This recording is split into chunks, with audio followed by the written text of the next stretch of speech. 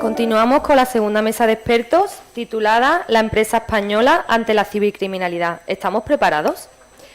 La primera conferencia de la segunda mesa, titulada Empresas, cibercrimen y vulnerabilidades tecnológicas, irá a cargo del doctor don Francisco Fernández Romero, doctor en Derecho, director coordinador académico de los másteres de Abogacía y Empresa de la Universidad Loyola de Andalucía. Especialista en sector público, tecnología y propiedades especiales, ocupando puestos de máxima responsabilidad en la administración pública y multinacionales. La segunda conferencia, titulada Implantando con éxito un sistema de gestión de la seguridad de la información, irá a cargo de don Francisco Jiménez García, licenciado en Ciencias Económicas y Empresariales por la Universidad de Sevilla, socio del área tecnológica del despacho Cremades y Calvo Sotelo Abogados y profesor de la Universidad Pablo de Olavide. La última conferencia de la segunda mesa, titulada Innovación tecnológica y ciberprotección, irá a cargo de doña Isabel Hormigo Melgar, ingeniera de telecomunicaciones por la Escuela Superior de Ingeniería de la Universidad de Sevilla, especializada en radiación y radiocomunicación y responsable técnico del sector TIC de Corporación Tecnológica de Andalucía. Tiene la palabra, doctor Fernández. Muchísimas gracias y buenas tardes a todos. Encantado de estar de nuevo aquí. Saludo a las autoridades, al presidente de CISDE y a todos vosotros. Y agradezco también la colaboración, como siempre, de las empresas colaboradoras, especialmente de Red Team. Vamos a comenzar un tema apasionante que daría lugar posiblemente a una jornada completa, que es el mundo de la empresa y de la ciberseguridad. Curiosamente, en la sesión anterior ya se han dicho cosas que me permiten hilar una sesión con otra. En concreto, el profesor don José Domínguez decía que uno de los grandes retos de la sociedad que nos toca vivir en estos momentos es el alto nivel de corrupción, la indeterminación de los valores en determinada parte de la juventud, la complejidad, decía también el profesor, la complejidad de la convivencia en la empresa entre perfiles más senior y más junior. Bueno, pues ese reto en el mundo de la empresa ha dado lugar a reflexiones internas de las organizaciones, que son las que, desde el punto de vista de la ciberseguridad, vamos a tratar de exponer aquí. Yo me he preparado una sesión muy de flamenco, y cuando digo de flamenco me refiero a que quería ver un poco el público, improvisar, no sabía si bulerías o era mejor seguirillas, que son más tranquilas. Entonces, en el contexto en el que estamos, yo creo que lo que interesa de verdad ahora mismo a la audiencia es responder a la siguiente pregunta: ¿cómo estamos las empresas enfrentando el reto de la ciberseguridad desde la organización? Y veréis, hay un día a día en las empresas donde despides al director general y se te lleva información, donde una persona de un departamento acosa a otra siendo su jefe con correos electrónicos agresivos que rayan su derecho al honor incluso, donde las relaciones, especialmente en organizaciones muy sometidas al mundo de la facturación continua y de los cierres semanales, incluso entidades bancarias, están sometidas a crisis personales grandísimas. Hay una mala utilización de los medios tecnológicos por muchos departamentos. Yo no sé si habéis hecho alguna vez una auditoría del uso del WhatsApp personal en las empresas, pero no solo es el problema ya del asentismo laboral el que ha llegado a las organizaciones, es el problema del asentismo mental, que es mucho peor. El asentismo mental, que es un problema que hace incluso que no le puedas encargar trabajo a una persona que sea distinto al habitual, hace que las organizaciones tengan un reto de concentración. Es muy difícil en determinadas organizaciones donde se da una utilización abusiva o incorrecta de los medios como el WhatsApp o el correo electrónico, es muy difícil tener reuniones reflexivas o reuniones ejecutivas. ¿Y por qué? Pues porque hay puestos de trabajo que no se concentran, no tienen el foco puesto en el objetivo laboral, sino que están con el WhatsApp del amigo o metiéndose en la página web o en su blog cada 8 o 10 minutos. ¿Puede una organización luchar contra eso? ¿Puede prohibirla, en primer lugar? Hombre, si hablamos de la palabra prohibir, sabéis que el prohibir es muy impopular en estos momentos, muy impopular. Entonces, las organizaciones han reflexionado sobre cómo afrontar este tipo de situaciones y para ello yo os voy a explicar lo que está haciendo el medio o el instrumento más habitual de enfrentar este tipo de situaciones en las compañías, a través también de una serie de implantación de valores homogéneos, valores empresariales. Porque ese es otro reto, es decir, en las compañías trabajamos personas, como hablábamos antes, de distintas generaciones, unas crecen en un mundo profesional distinto al que luego tienen que desempeñar y con compañeros, que a lo mejor hay 15 años de diferencia entre ellos. ¿Qué hace la empresa frente a eso? Bueno, pues existe, como ahora veremos, una serie de procesos internos en las compañías que lo que tratan es de ayudar a que la compañía cumpla unos valores empresariales dignos, establecer pautas de conducta en relación a la utilización de los medios tecnológicos, evitar fraudes de los propios empleados y por último, reaccionar frente a posibles abusos, ¿no?, que pueden ser penales o administrativos o ilícitos laborales de unos compañeros frente a otros. Para eso surge la figura del llamado compliance, o código o procedimiento de buen cumplimiento, heredado del derecho norteamericano. El compliance al final es una nueva forma de gestionar, es una especie de outsourcing a la dirección general. Veréis, normalmente la dirección general ha estado muy enfocada, en España al menos, en nuestra cultura de organización. No sé si será el caso de los presentes que hayáis trabajado en empresas, pero al final el director general está contento si el número está en negro y está disgustado si el número está en rojo. Básicamente esa era la función de un director general. No le pidas inteligencia emocional, no le pidas una planificación sobre las medidas del clima laboral y mucho menos le pidas que se ponga a buscar consultores para un plan de mejora de las relaciones entre los que tienen 60 años en la empresa y los que tienen 40. Es decir, las direcciones generales han estado enfocadas siempre en el resultado económico de las compañías. Eso ya ha cambiado. De hecho, uno de los retos de los nuevos puestos directivos está en conocer estas habilidades humanas mejor que nadie.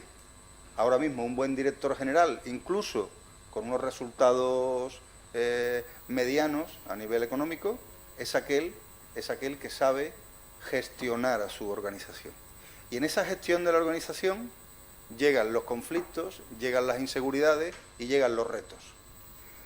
Uno de ellos es el de la seguridad de la información, el de la ciberseguridad, y esa es la óptica que queremos darle a esta ponencia. Como no es la primera vez que comparto mesa con las dos personas que os voy a presentar, pues yo creo que estamos de acuerdo que el enfoque debe ser ese, para cerrar un poco el círculo de lo que son estas jornadas.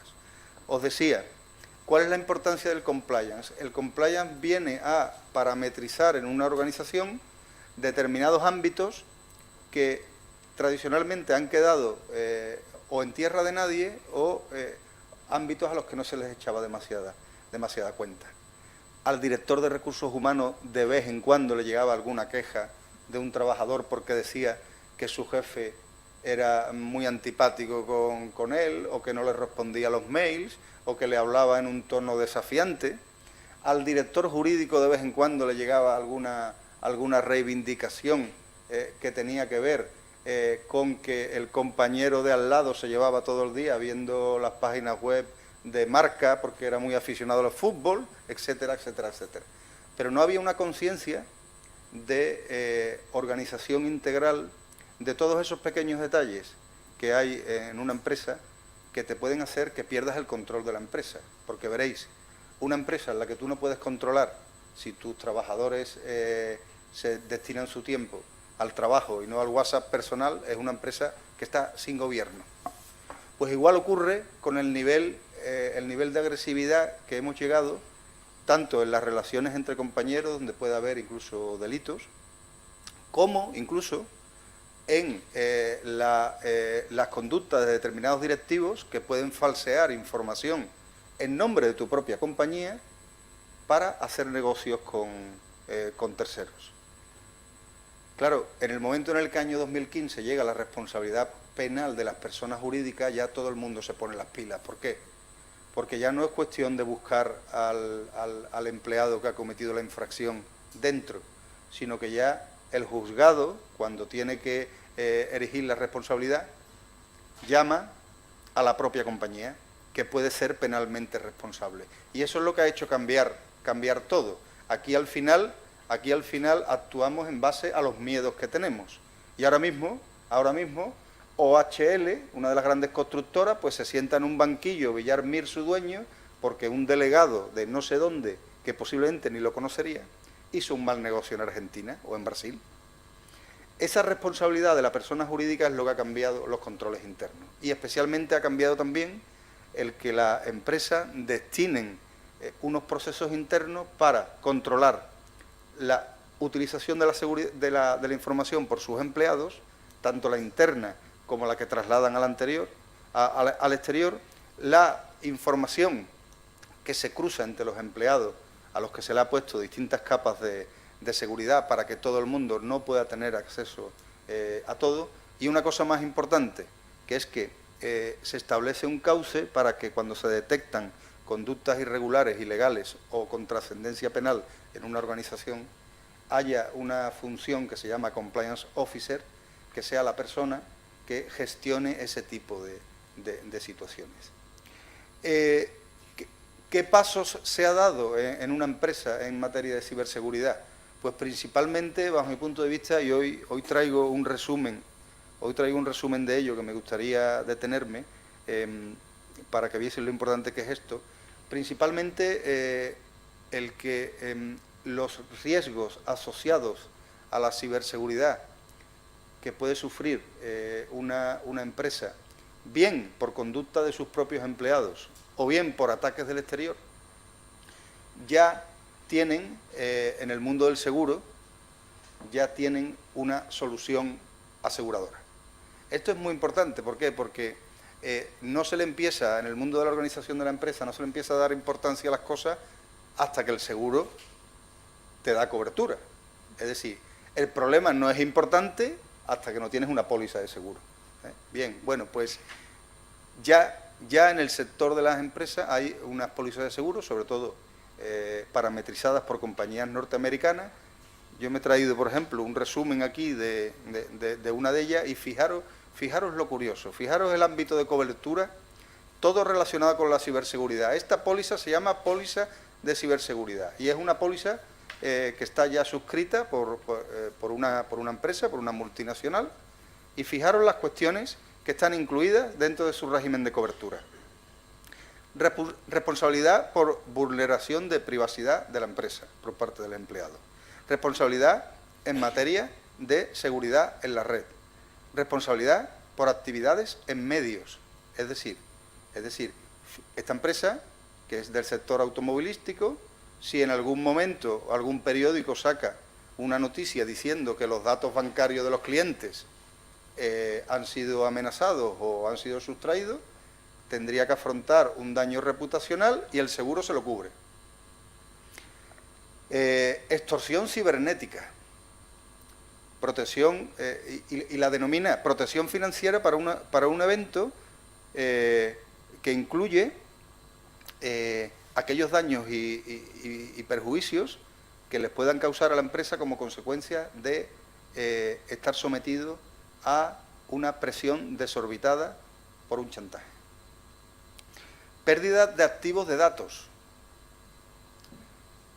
pérdida de beneficios como consecuencia de un problema en materia de seguridad de la información, y también gastos de respuesta a incidentes, es decir, la capacidad de reacción que pueda tener la empresa frente a un incidente de pérdida de información, realización de auditoría forense, servicio de soporte de centros de llamada para casos de emergencia, sanciones administrativas, fianzas civiles, etcétera, etcétera, etcétera. Bien, a grandes rasgos, junto al mundo jurídico, junto al mundo financiero y junto al mundo de la gestión de las personas, ha llegado para quedarse una preocupación organizativa dentro de las empresas que se llama ciberseguridad. Hoy la idea es aportaros, mediante la presencia de dos compañeros y especialistas, aportaros una visión de, en primer lugar, cómo se organiza esa protección o ese mundo alrededor de la organización interna de las compañías, y también cuáles son los métodos innovadores y la capacidad que se tiene también para ordenar cada vez mejor estos procesos.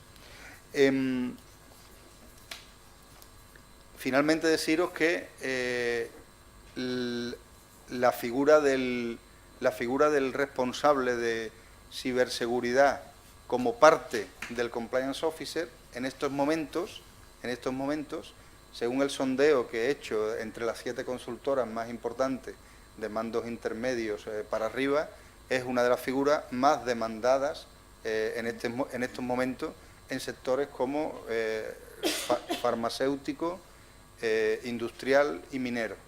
Con lo cual, no solo es interesante esta nueva función derivada de la práctica, sino que también va a crear un nuevo mercado de trabajo. Y por mi parte, nada más. Muchas gracias. ¿Me presento yo? ¿Presento yo a los ponentes o lo presenta usted? ¿Cómo presento yo a los...? Vale.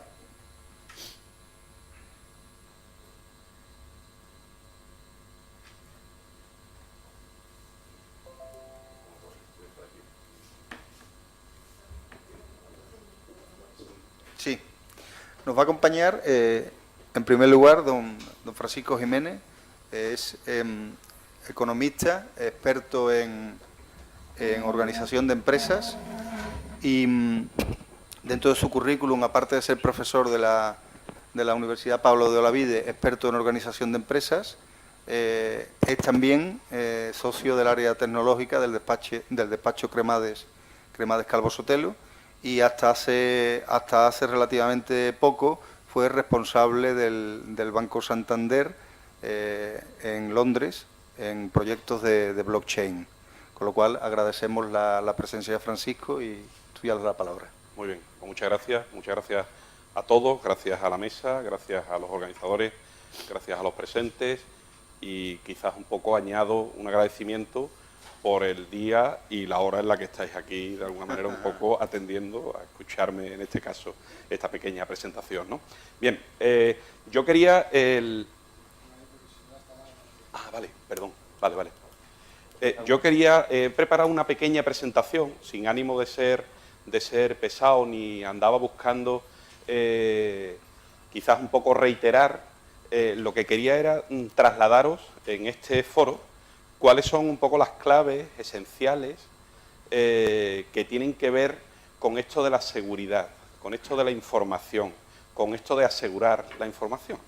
Ha habido intervenciones muy interesantes en la mesa anterior que si bien digo la verdad, me hubiera quedado o me he quedado con alguna ganas de participar, pero entendía que, bueno, que la hora y el tiempo, pero bueno, después de la charla, pues seguramente tendremos oportunidad, porque creo que es muy interesante.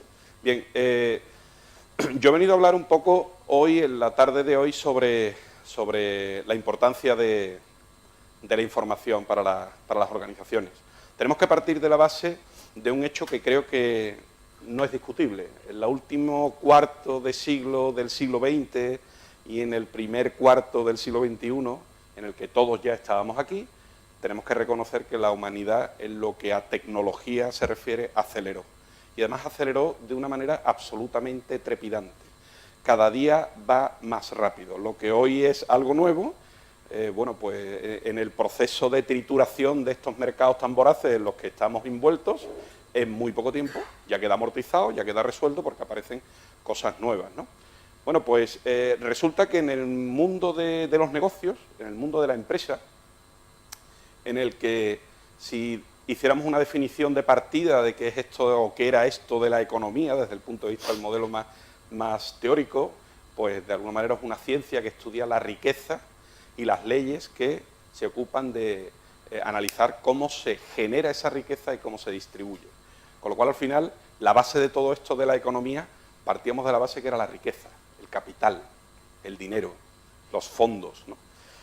Resulta que nos toca vivir un momento de la historia en el que empezamos a tener que aceptar que a lo mejor esto de los fondos o esto de la riqueza ya tiene mucho que ver o más que ver con la información y no tanto que ver con el dinero. De hecho, solamente el 3% de las transacciones de dinero que se hacen cada día a nivel mundial son en dinero. Todo lo demás son tránsito de información con sistemas telemáticos. Solo el 3% del dinero que pensamos que es cuando estás pagando algo con nuestros euros o con dólares o con libras, solamente es el 3%. O sea, es la mínima expresión de lo que está ocurriendo. Todo lo demás ocurre en un tren de información con un artilugio digital muy grande en el que un montón de gente anda preocupada porque aquellos funcionen muy bien, porque al final un poco de su buen funcionamiento va a depender el estado de la riqueza, con lo cual ese sería un poco el punto de partida. El paradigma ya nos ha cambiado, ya no hablamos de dinero, tenemos que hablar de información como algo crítico dentro de las propias organizaciones, ¿no? Bien, hablamos precisamente de implantando con éxito un sistema de gestión de la seguridad de la información, precisamente por aquello crítico que reconocemos que es la información dentro de la organización, ¿no? Esto de implantar un sistema de gestión de seguridad de la información, tenemos que reconocer que ni es para siempre, partamos de esa base, y que tendremos que estar constantemente revisándolo. Ensayo, prueba, error, porque como consecuencia del progreso, como consecuencia de los constantes cambios, nos vamos a ir, de alguna manera, encontrando con circunstancias o situaciones completamente nuevas, desconocidas e inéditas, que no nos va a servir el pasado para tomar una referencia clara. Y quizás un poco, os pongo el ejemplo, vengo a dirigir proyectos en el ámbito financiero, precisamente un poco en Reino Unido, que quizás a nivel de tecnología andan algo más avanzado que en nuestro caso, pues con tecnologías rupturistas que son más rápidas, más precisas, más baratas, consumen menos recursos tecnológicos de las que convencionalmente ya se venían un poco utilizando, con lo cual al final aparece otra vez el interrogante de decir, bueno, ¿cuál es la pregunta o cuál es mi paradigma? ¿Qué hago? ¿Construyo una caja fuerte tan valiosa como lo que está dentro, más cara de lo que está dentro, o tengo que buscar un equilibrio de esos dos elementos? No vaya a ser que gaste mucho más en la caja fuerte que en el valor de las cosas que tengo dentro. Eso es un poco una cuestión que es relevante en este sentido. Bien, digamos que la presentación hay cuatro partes que he buscado, sabiendo que no tenía demasiado tiempo, que consideraba que eran relevantes, en este sentido, un contexto general para que pudiéramos un poco aterrizar en esto. Hablamos un poco del concepto de qué es un sistema de gestión de seguridad en la información, que creo que es un poco lo que nos ocupa. Hablamos de los modelos normalizados, y se habla de la norma ISO 27000, al final un poco los modelos normalizados no son ninguna ley, sino un conjunto de buenas prácticas que un montón de gente han puesto en común y al final han definido un procedimiento más o menos estandarizado entre un montón de gente que sabían de todo esto, han puesto una casuística global que dice, bueno, pues esto recoge pues a la mayoría de lo que nos pasa cuando suceden este tipo de cosas, y se busca un poco un cierto equilibrio, lo cual no significa que venga a cubrir toda la casuística posible que se puede dar en las organizaciones con el tema de la información, ¿no? Y después se habla un poco de, o quería trasladaros cómo se hace esto de la implantación de un sistema de gestión. No pensemos en nada, en un artilugio complejo, tenemos que pensar un poco en cosas simples. Tenemos que pensar en cosas simples, si no corremos el riesgo de gastar mucho más dinero en la caja fuerte que en las cosas que podamos meter dentro, ¿no? Y eso en términos de empresa nos debe preocupar. Bien, desde el contexto general hay ahí algunas reflexiones, ¿no? La importancia de la información de personas y organizaciones, es decir, la información que las personas están manejando dentro de la organización es tremendamente importante, y la información que manejan las propias organizaciones desde el punto de vista operativo al final termina siendo determinante. Incluso condiciona su riqueza. Si tengo más información, seguramente tengo más condiciones de poderme situar en una posición de mercado que si no la tuviera. Como ejemplo os comento esto, ¿no? La base del éxito empresarial, como digo ahí, del presente y del futuro es la información.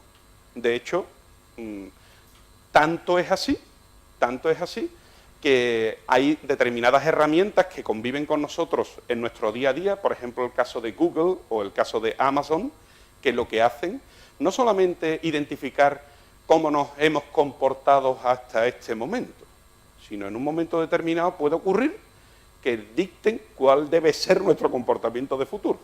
Como diciendo, ¿cómo puede ser que yo reciba un correo electrónico de una bandeja que yo había pensado en ella, pero que en ningún momento había buscado? Porque había buscado en algún momento, en algún buscador de la plataforma Amazon, algo que podría tener que ver, algo que se pone encima de la bandeja, como puede ser un plato o un vaso, o un libro que sirva de atril, ¿no? Dices, bueno, esto parece que nos está como sobrepasando. Realmente esto sucede, ¿no? Digo ahí, la información es el nuevo capital, lo pongo entre interrogantes, buscando la respuesta de todos. Es un sí indiscutible, es un sí dentro del ámbito de las organizaciones, de las empresas, es el nuevo capital. Si tengo información, voy a ser capaz de tomar decisiones conducentes a un éxito empresarial, que sería totalmente distinto si yo no tuviera la información. De hecho, en cualquier proceso decisorio dentro de las organizaciones, la primera fase, ¿cuál es? Diagnóstico, obtener la información. Tiempo atrás, esto de disponer de la información es curioso porque la información se ha democratizado. Tiempo atrás la información era como más restringida, era más difícil de obtener, había gente que la tenía, teníamos medios informativos los que había, con los límites que correspondían. Si estabas en el sitio adecuado, en el momento adecuado, a la hora adecuada, pues resulta que podías disponer de esa información. Si eso no era así, pues no te enterabas de qué es lo que estaba pasando. Por desgracia ocurría así. Hoy que todo es global, sin buscar la información nos llega. Sin buscar la información nos llega. Y nos llega de una manera masiva. Nos llega a través del teléfono, a través de WhatsApp, a través de Google, a través de Amazon, a través de... Es una cosa impresionante. Yo le pregunto a mis estudiantes en la universidad, ¿de dónde obtienen la información de las noticias? Es una cosa bastante relevante. Yo soy de los que todavía trato de ver telediarios y todavía trato de leer periódicos. Yo tengo esa costumbre. No sé, los que estamos aquí creo que me da la impresión de que somos así, somos más o menos de ese perfil. Mis estudiantes, ninguno de ellos ve la televisión y no se enteran de las noticias a través de la televisión, sino de otros medios, a través de WhatsApp, a través de Twitter, por supuesto, 140 caracteres o algo por el estilo, una cosa muy corta que se consume en muy poco tiempo y que me da más o menos un contexto suficiente para, si me interesa algo, puedo tener la información. Claro, esto es como diciendo, pues anda que sí aceleró el mundo. Yo creo que aceleró y además sobremanera, ¿no? Sobremanera. Bien, dice ahí, hago otra cuestión, ¿debemos proteger este capital? Esa es la pregunta. Dice, bueno, ¿quién no debería proteger las partes más esenciales del negocio si reconocemos que el capital o la información está hasta el nivel, alcanza el mismo nivel de importancia en la organización que el propio capital? Es decir, el capital hay que protegerlo en primera instancia, pues seguramente la información habrá que protegerla casi a la misma distancia que el propio capital, ¿no? ¿Quién dejaría la base de su negocio al descubierto y sin protección? Sería poco razonable desde el punto de vista un poco, sería una, para los nuevos directores generales sería una dejación de responsabilidad absoluta, dejar el flujo de información de las propias organizaciones al pairo de a ver qué pasa con ellas, ¿vale? Y esto voy a comentaros algo porque mi experiencia me interesaba compartirla con vosotros en este sentido, ¿no? Digo aquí también, las empresas y organizaciones toman conciencia de la importancia de la seguridad, pero ¿y las pymes y las micropymes? Decíamos antes, dice, hay como poca conciencia. Claro, todo este tipo de procesos de grandes cambios, de transformación, digamos, de la sociedad, de la economía, aparece siempre desde las grandes organizaciones, ¿vale?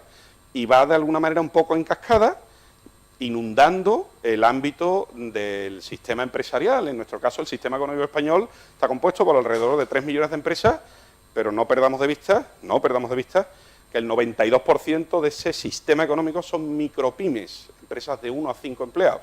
Es decir, un señor o una señora con un portátil y un móvil representa, totalmente representativo, de un empresario en este país. Con lo cual, y estos son los más vulnerables, la evidencia empírica lo ha demostrado la propia crisis. La propia crisis financiera hizo más mella aquí que en cualquier otro sitio, los países ribereños del sur de Europa, Portugal, España, Grecia e Italia. ¿Por qué? Porque la fisonomía del sistema económico es más vulnerable, menos empresas muy grandes y muchas empresas muy pequeñas. Claro, todas estas pequeñas son las que tienen menos recursos y son las que de alguna manera un poco tienen menos sensibilidad a la importancia de este tipo de circunstancias. Pero claro, no nos olvidemos que para estas es igualmente importante esa sangre, ese capital que se le llama ahora información de cara a la supervivencia. Ya si hablamos de claves de éxito, podríamos extendernos más. De cara a la supervivencia, ¿no? Sería un poco la cuestión. También menciono aquí las empresas, las empresas y organizaciones a menudo se encuentran en situación de riesgo en lo que a su información respecta, que proceden no solo del exterior, sino también de su interior. Es decir, cuántos casos tenemos de gente que son empleados de una compañía y que resulta que, como comentaba Francisco en la presentación, se despide a un director corporativo, un director general, y este señor, pues, toma la liberalidad de obtener no sé qué información que no es suya, que es propiedad de la empresa, y hacer uso de la misma con carácter personal y sobre todo sin la autorización preceptiva de la organización para ello. Bueno, esto ya de alguna manera lo contempla incluso la propia casuística del Código Penal, precisamente porque este tipo de cosas pues no se hacen, están mal hechas y por eso la ley de alguna manera un poco en este sentido incide, ¿no? Está clarísimo que muchas veces los riesgos de las compañías no solamente están fuera, pensemos que sí, que esto es aceptable, que los riesgos pueden estar fuera, es que pueden estar riesgos dentro y a lo mejor no se tiene claro. Por ejemplo, y lo comentaba con Isabel antes de la ponencia, en uno de los proyectos que he estado en Reino Unido no se establecen como normas, este tipo de cosas es una política, sabéis que las políticas son enunciados de obligado cumplimiento en el contexto de una organización, siempre y cuando no contravenga alguna ley, ¿no? O algo por el estilo. Bueno, pues esto de que es política de empresa en el que se establezcan los límites dentro de los cuales una conversación de alguien de una organización con respecto a otra persona que es de otra organización, pero del mismo sector, eso tiene que tener unos ciertos límites que ya se dicen. Yo creo que desde el punto de vista de la ética profesional, todo el mundo en la actividad, en el ejercicio, en el buen hacer de su profesión, sabe hasta dónde están los límites, pero cuando de alguna manera estos límites no están bien definidos o se comprueba una y otra vez que al final, ¿por qué están las normas? Pues porque seguramente un montón de gente no sabrá cómo comportarse y viene alguien y se establece un marco dentro del cual, señores, este marco es el que cumplimos y si estamos fuera de este marco estamos incumpliendo o algo por el estilo. Se establecen esas políticas de cómo las personas deben comportarse en cuanto a información respecta en este sentido, para que veáis un poco lo crítico que representa ser esto, ¿no? Dice ahí, también, para evitar o reducir riesgos se implanta sistemas de gestión de seguridad de la información. Se implanta un sistema, una metodología de trabajo que de alguna manera es conducente a reducir el impacto o los riesgos perniciosos que se pueden plantear un poco en este sentido. Vamos regular de tiempo, ¿eh? Ya lo sé, disculpad. Otra cuestión, por ejemplo, digo aquí, se trata de implantar una metodología de trabajo conducente a minimizar riesgos, como ya os decía.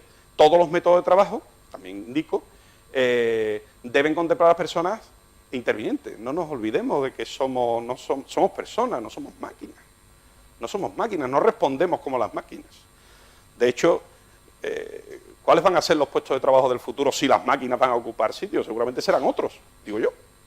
Me imagino que serán otros si las máquinas lo hacen mejor, con más precisión, no se cansan y no se equivocan, pues serán otros. Habrá que empezar un poco a pensar en competencias de otro tipo, ¿no? Bien, hago aquí una pequeña definición de qué es un sistema, este sistema, ¿no?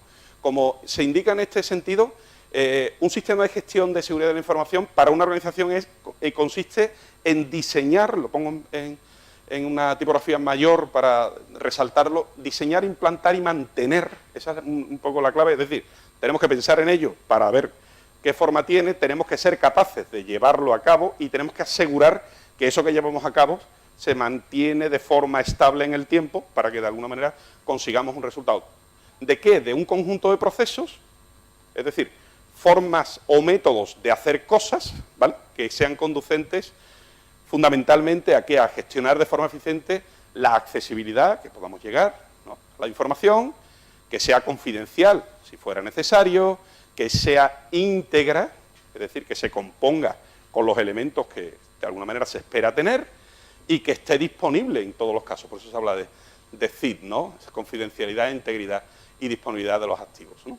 Y el fundamental elemento, digamos, que busca todo esto es precisamente para ver los riesgos, para poder controlar los riesgos. Los riesgos se pueden hacer con ellos tres cosas: los puedo transferir, los puedo mitigar, los puedo paliar. Hay veces que no los puedo eliminar. El problema de la seguridad de la información no se puede eliminar. Y no se puede eliminar porque al ejemplo me refiero, ¿no? O sea, hay gente que entra en los sistemas de inteligencia de los propios gobiernos, de los ministerios de defensa, en la propia Casa Blanca, en un montón de sitios que dice, entró alguien, no sé si de casualidad, produjo un algoritmo que al final no esperaba que tuviera ese resultado, pero como consecuencia resulta que alguien se cuela donde no debe. Casi por una cuestión de pero la tecnología en términos generales está conformada para facilitar o permitir en un momento determinado que, aunque sea de una carambola, hablando más coloquial, termine alguien entrando y rompiendo una seguridad que es lo que se espera que eso no suceda, ¿vale? Bien, por eso digo en esta gráfica, conocer, gestionar y minimizar los riesgos. Tengo que ser consciente de saber qué es lo que me puede pasar, conocer mis riesgos, tratar de trabajar precisamente sobre la base de eso qué consecuencias puede tener y sobre todo minimizarlas en la medida de lo posible. Bien, aspectos a diferenciar en estos que se llaman los sistemas de gestión de sistemas de la información o los ISMS, que así es la sigla, digamos, en terminología anglosajona, diferenciar la seguridad informática, que es todo aquello relacionado precisamente un poco con la infraestructura, con el hardware, ¿vale?, con la seguridad de la información. No es lo mismo, no son cosas... sí, están en un mismo mundo. Esto de la tecnología es un mundo tan amplio, complejo, y cuando digo complejo no por difícil, sino porque tiene un montón de variables que entre ellas están muy relacionadas, ¿no? Por ejemplo, cuando hablamos de seguridad de información, hablamos de emails, hablamos de bases de datos, faxes, contratos, documentos, imágenes, lo que queráis. Tenemos que, de alguna manera, un poco entender que existe dos diferenciales, ¿no? El ciclo de vida de la información es otro elemento importante. Hay información que es crítica y relevante por un tiempo determinado, por ejemplo, todo aquello que tiene que ver con la información fiscal que las compañías deben mantener de cara a las inspecciones correspondientes de la agencia tributaria, seguridad social y demás. Eso hace falta que durante un tiempo las empresas, de una manera ordenada, según establecen los criterios de las propias leyes que así lo regulan, conserve esa información en la condición que está estipulada para ello durante un periodo. A partir de ese periodo el ciclo de vida desaparece, con lo cual ya no es relevante, pero ese periodo es determinante. Ese periodo es determinante. Hay otras cuestiones que hay que guardarlas para siempre.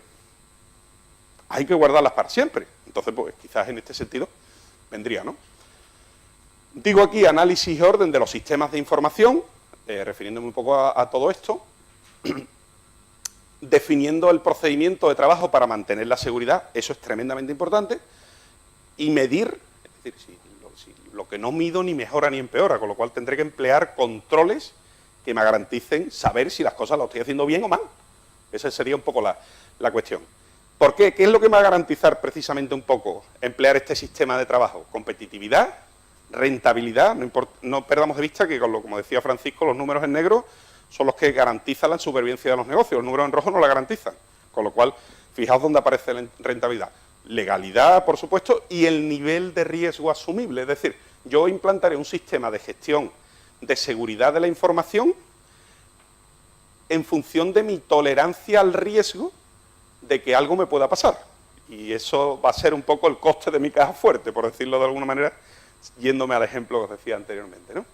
Bien, aquí referente al modelo, los modelos normalizados, lo que he querido hacer es un mapa de lo más confuso, y lo he hecho con esa intención, para que veáis que hablamos de un conjunto de normas, y cuando digo normas no es leyes, un conjunto de buenas prácticas que están orientadas precisamente a que esto de la información esté a buen recaudo de la mejor forma posible, a través de los sistemas de gestión de seguridad en la información. El elenco de códigos de buenas prácticas que envuelven todo esto es amplísimo, ya va por sectores, ya va por tipología de procedimientos dentro de las organizaciones y demás, ¿no? Bien, Francisco, voy a tardar muy poco tiempo más, dame 3 minutos más y termino. Y en última instancia hablaríamos de la performance, de la acción de llevar a cabo, ¿no? De cómo se implanta o en qué consiste implantar, ¿no?, un sistema. Primero hay que hacer un plan, siempre decimos lo mismo. Es que arrancamos siempre de la misma manera, decidimos cuáles son los objetivos, cuál es la metodología, llevamos a cabo la acción y entonces nos pasan cosas. Y esperamos que lo que nos pasa es lo que esperamos haber definido en los objetivos en sentido positivo, o algo así, ¿no? Por tanto, establezco el plan, a partir de ahí aparece la segunda variable, que sería el hacer, lo tengo que llevar a cabo. Necesito, por eso aparecen aquí en esta gráfica partes interesadas, las personas que están dentro de la organización, esto, oiga, mire, o los que están fuera, que están implicados un poco en todo este tipo de cosas. Esto no es algo que se echa espontáneamente y sale, no. Esto hay que llevarlo a cabo. El hacer es esencial en este sentido, ¿no?, sobre el plan. A partir de ahí aparecería un poco el check, es decir, monitorear, comprobar que efectivamente eso se está haciendo como se dijo que se iba a hacer y recoge de alguna manera esos objetivos marcados, ¿de acuerdo?, cómo nos va. Y en la última instancia, y además este proceso se retroalimenta siempre, aparece el act, de actuar, de mantener. Es decir, tendremos que asegurar que eso de forma homogénea y estable se lleva a cabo en el tiempo y siempre un poco de manera iterativa. Ensayo, prueba, error, es decir, aquello que me fue mal sea una lección aprendida para que en la próxima tratemos de construir algo que nos termine un poco de mejorar, ¿vale? En última instancia, solamente decir que la clave de éxito de implantar un sistema de gestión de seguridad de la información es la sencillez. Cuanto más simple sea la caja fuerte, desde el punto de vista de la sencillez, más facilidad tendremos de implantarlo. Cuanto más complejo sea, que sepamos que nos vamos a encontrar con un muro de más dificultades. Y tendremos que buscar un poco el equilibrio en cada una de las cosas, ¿no? Y sobre todo, lo que digo aquí, evitar invertir más en la seguridad que el propio valor de lo asegurado. No vaya a ser que nos estemos equivocando en el camino. Yo, si fuera ante una situación de estas características, yo automáticamente decidiría otro camino. O sea, no gastaría más en seguridad si lo asegurado tiene menos valor, buscaría otras inversiones para hacer más rentable el negocio, ¿vale? Y solo me queda daros las gracias por esta atenta audiencia que podéis observar, ¿vale? Muy bien. Muchas gracias. Gracias. Perdón.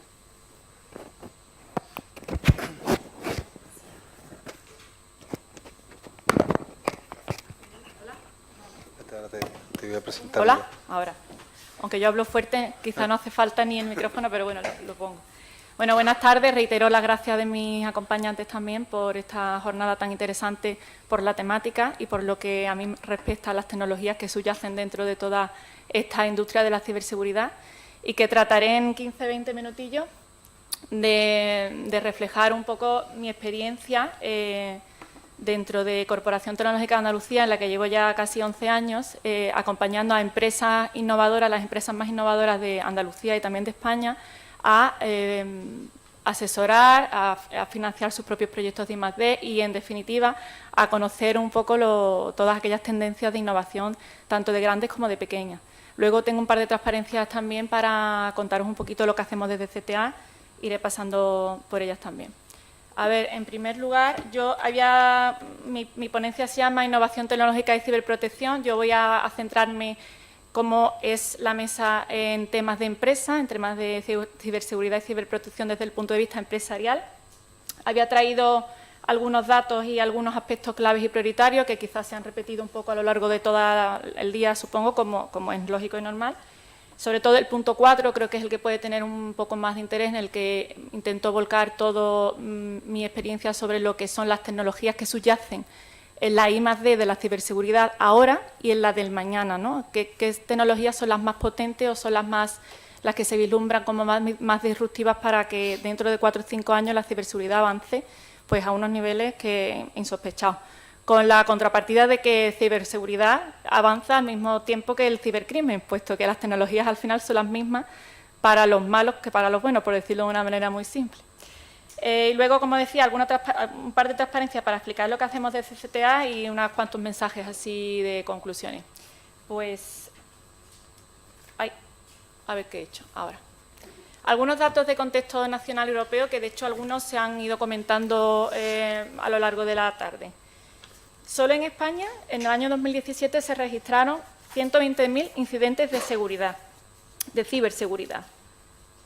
Teniendo en cuenta que, casi lo ha comentado Francisco, el 92% de las empresas en España son pymes, realmente esto nos afecta a todos. Parece que en las noticias oímos solamente los incidentes de las grandes empresas y las pérdidas que conllevan, pero realmente nos afecta a todos, incluidos los ciudadanos y los usuarios particulares, como también se ha hablado en la primera mesa.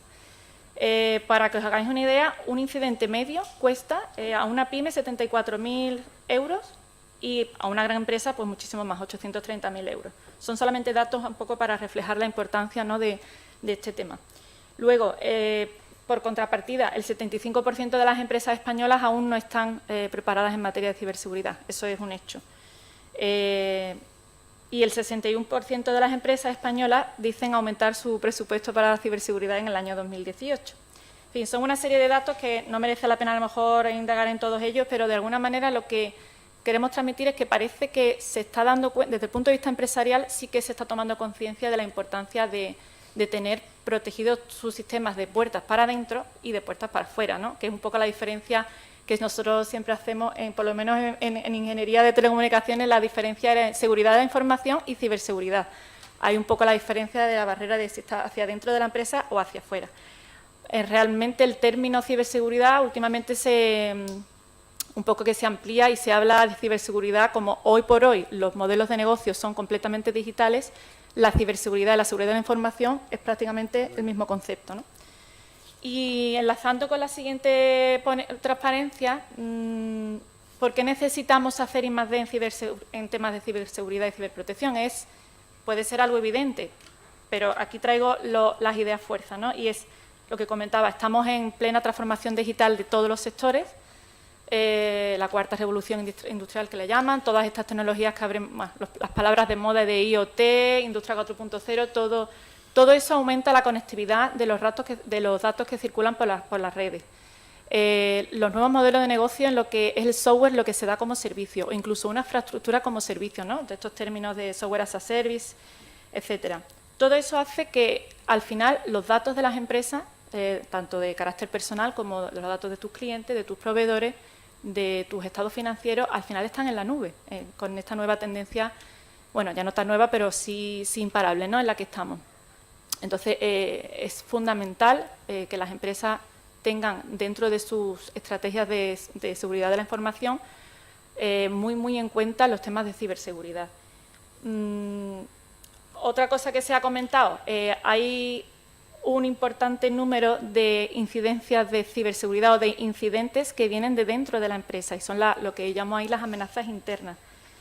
Hay una estadística que dice que casi el 70% de las organizaciones en el último año han experimentado incidentes internos de ciberseguridad. Eso va desde que el empleado se equivoca y abre el correo que no tiene que abrir, que al final es un phishing o cualquier tema de estos, hasta empleados o empleados descontentos que pueden intentar ir de manera maliciosa.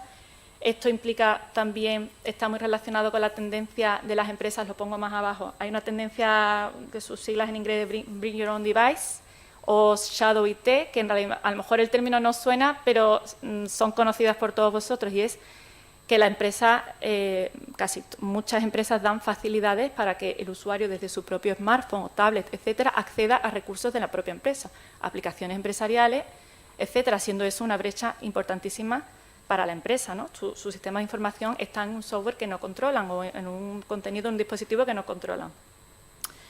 Entonces, todas estas tendencias hacen que sea muy importante, enlazando con la transparencia siguiente, corregir el tema de las amenazas internas. ¿Y esto cómo se corrige? Pues con políticas organizativas realmente eficaces, ¿no? Porque se piensa que ciberseguridad es invertir en tecnología. Y lo es, por supuesto. Para eso están los grandes fabricantes de ciberseguridad, pues investigando y gastando montones de millones de euros en I+D. Pero la ciberseguridad tiene otras patas.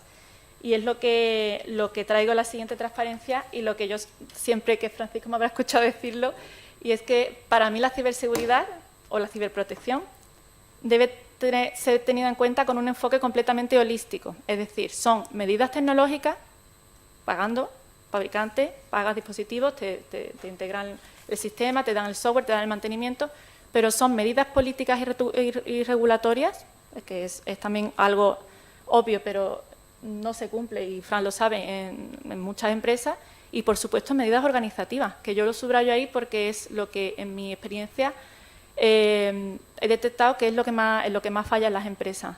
Es decir, no hay una política de rotación de contraseña efectiva en muchas empresas, no hay una política mínima de privilegios, no se tiene bien definido quién puede acceder a qué en cada momento, porque puede que a lo largo de la vida de la empresa, las empresas cambian muy rápido y lo que una persona, un empleado no puede ver hoy, a lo mejor mañana lo puede ver, y eso se abren los privilegios y al final estamos dando información, dando acceso a información quizás a empleados que no deberían tener acceso en determinados momentos, ¿no? Entonces, ese enfoque holístico de la ciberseguridad para mí importantísimo. Luego, muy unido también a la presentación, a la ponencia de Francisco, hay también un llamado plan estratégico de ciberseguridad o un plan director de seguridad, que está muy unido al sistema de gestión de información, tienen que estar completamente imbrincados.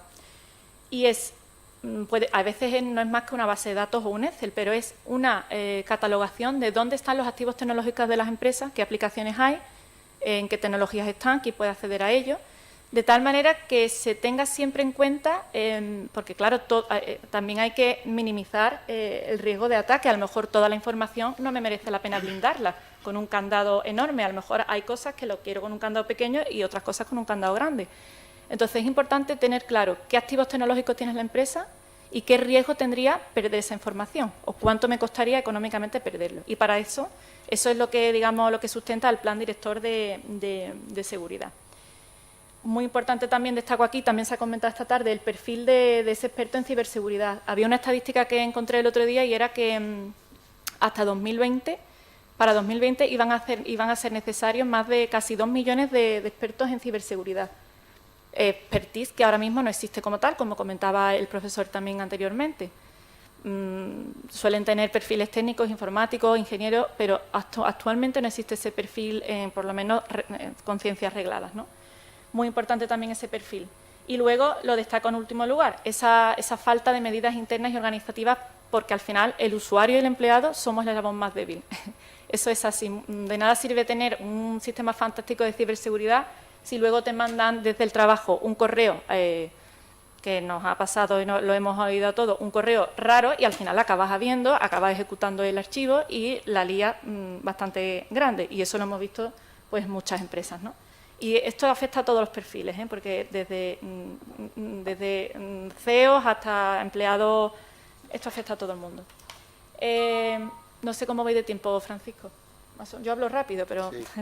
Bueno, mira, la cuarta... ¿Cuánto? 10 minutos. El cuarto punto que traía aquí entiendo que es uno de los más interesantes, por lo menos para mí, y es ver Gartner, supongo que todo el mundo habrá visto este tipo de gráfica.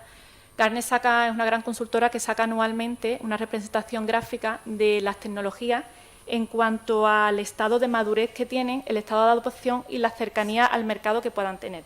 Y esto lo va actualizando todos los años, para que os hagáis una idea. El año pasado, blockchain estaba en la parte ascendente, es decir, en el pico máximo de subida de expectación, y ahora está en la parte que empieza a descender, ¿no? Pues cada año, evidentemente, todas las tecnologías que llamamos emergentes, disruptivas, pues va cambiando, no solamente por la adopción y por la expectación que se tienen en los mercados, sino realmente porque se vea que al final pues es muy interesante, pero no sirve para todo, como le ha pasado, por ejemplo, a blockchain, que es una tecnología disruptiva muy interesante, pero claro, hay que centrar bien los modelos de negocio en los que se puede aplicar, no sirve para todo, como todas las tecnologías. Entonces, bueno, no sé si podéis leer las tecnologías, pero aquí hay muchos temas relacionados con la inteligencia artificial, algunos de un poco más maduros, como pueda ser el aprendizaje automático, deep learning, etcétera, temas de IoT que siguen estando muy en el alza, digital twin, que son gemelos digitales. Esto es como una extrapolación de la industria 4.0 o el Internet of Everything, que ahora ha pasado a ser IoT a IoE, ¿no?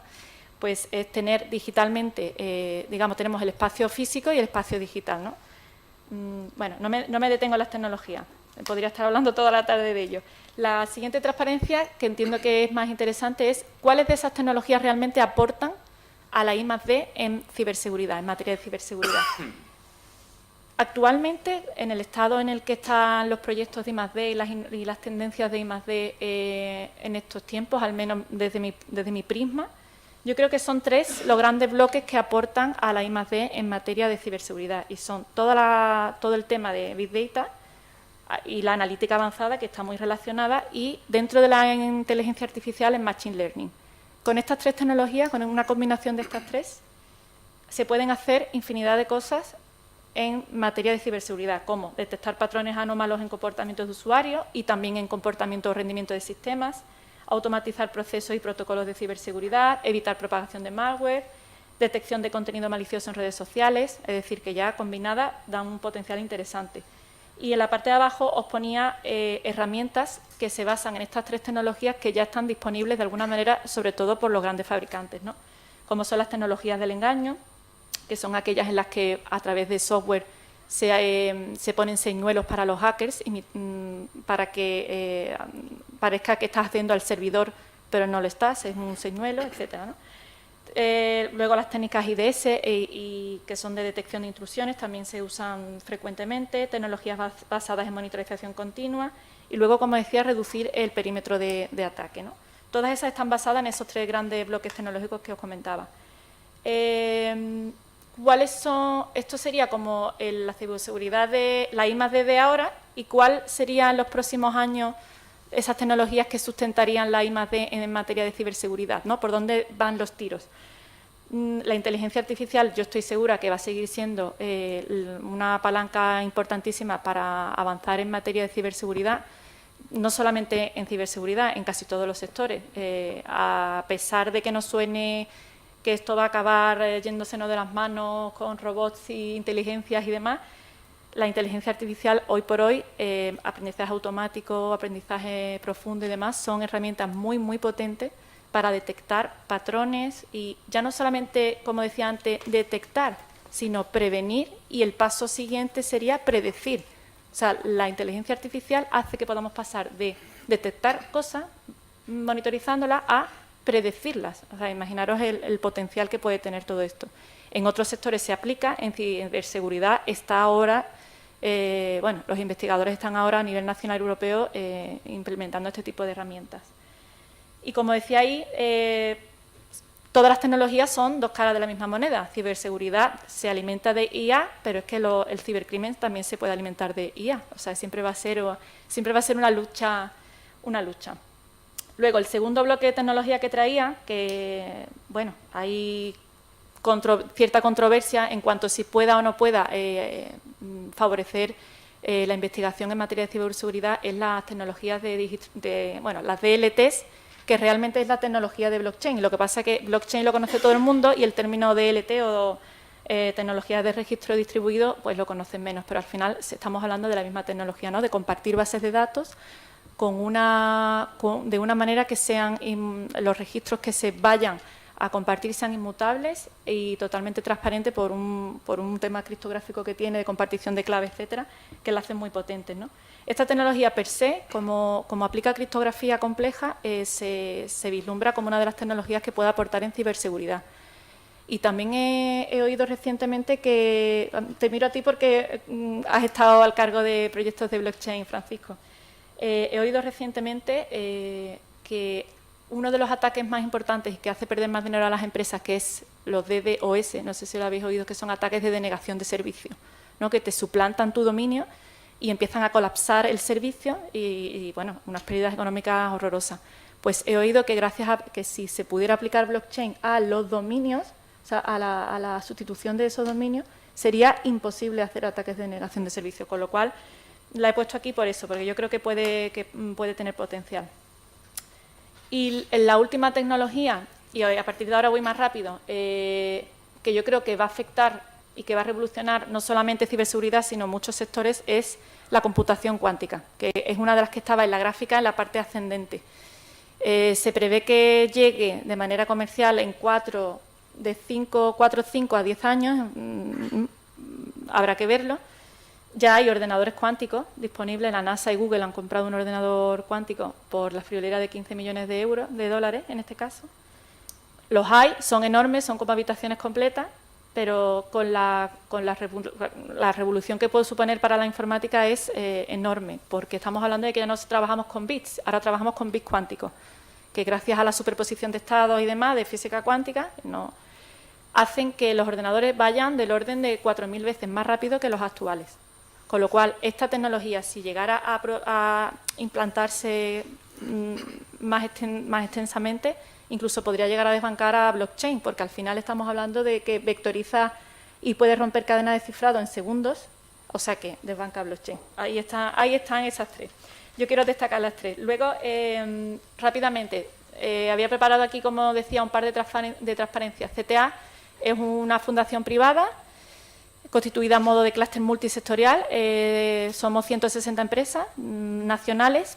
Se nos creó para promover y asesorar a estas empresas en materia de I+D+I. Somos 30 personas en Cartuja, somos una estructura pequeña, pero damos servicio de promoción de asesoración en materia de innovación, siempre con el foco puesto en la transferencia público-privada, porque el instrumento que tenemos para financiar proyectos son fondos propios en los que se favorece que las universidades y los grupos de investigación colaboren con las empresas para poner en marcha proyectos económicamente viables de innovación.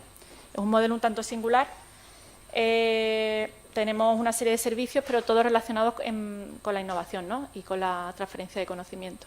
No me paro en esta transparencia para ir más rápido. Solo deciros que somos multisectorial. Yo llevo la parte del sector TIC y de nuevas tecnologías. Tengo compañeros que llevan cada uno de esos sectores que veis ahí en pequeñito, en la parte de derecha. Deciros que el sector TIC es hoy por hoy el segundo con más número de proyectos y empresas, con lo cual quiere decir que en Andalucía tenemos un buen número de empresas y de capacidades públicas y privadas en materia de TICs y que no nos debemos sentir los peores de España, ni mucho menos, porque me consta que el número de empresas y de investigadores y de grupos de investigación especialistas en materia de TICs es muy elevado aquí en Andalucía. Y bueno, esta transparencia la había puesto también para, de alguna manera, reflejar que la Comisión Europea en materia de I+D tiene un programa que actualmente está vigente hasta 2020, que se llama H2020, no sé si lo habréis oído. Son programas plurianuales. Solo decir que la Comisión Europea también es muy consciente de la importancia de la ciberseguridad y entre este programa actual de H2020 y el anterior, que se llamaba Séptimo Programa Marco, va a financiar proyectos de I+D+I por valor de 1.000 millones de euros. Es decir, a nivel de I+D europea también estamos muy concienciados en la importancia de desarrollar proyectos en esta materia. Y traía una relación de algunos resultados de algunos proyectos que están disponibles en la página web de la Comisión, que son publicables perfectamente, y hasta dónde más o menos se está llegando en materia de I+D a nivel europeo también. No me entretengo porque si queréis incluso podemos pasar la transparencia y creo que no me queda mucho tiempo. Simplemente una última conclusión, destacar las ideas que hemos tenido hoy, supongo todo el día para ir reforzando, ¿no? Que es que la ciberseguridad en la empresa ya no es un gasto evitable, eso es así, que el cibercrimen avanza a la misma velocidad que la ciberseguridad. Por lo tanto, invertir en I+D y concienciar en la importancia de la I+D es completamente necesario, que nos afecta a todos, eso también se ha repetido, no solamente afecta al gobierno, a defensa, no solamente afecta a empresas, sino que también nos afecta como ciudadanos particulares y como usuarios. Que la ciberseguridad no es solo invertir en tecnología, hay que invertir también en concienciar a los empleados, en políticas organizativas, en políticas regulatorias. Y la protección 100% nunca existe, eso está claro, nunca existe. Aquí la clave es saber reaccionar a tiempo y saber reaccionar bien y rápido. Yo creo que es la clave. Y por último, destacar aquellas 3 grandes áreas tecnológicas que yo creo que sin duda van a revolucionar esta industria de la ciberseguridad, como decía, que son la inteligencia artificial, el blockchain y, por supuesto, la computación cuántica. Nada más. Buenas tardes.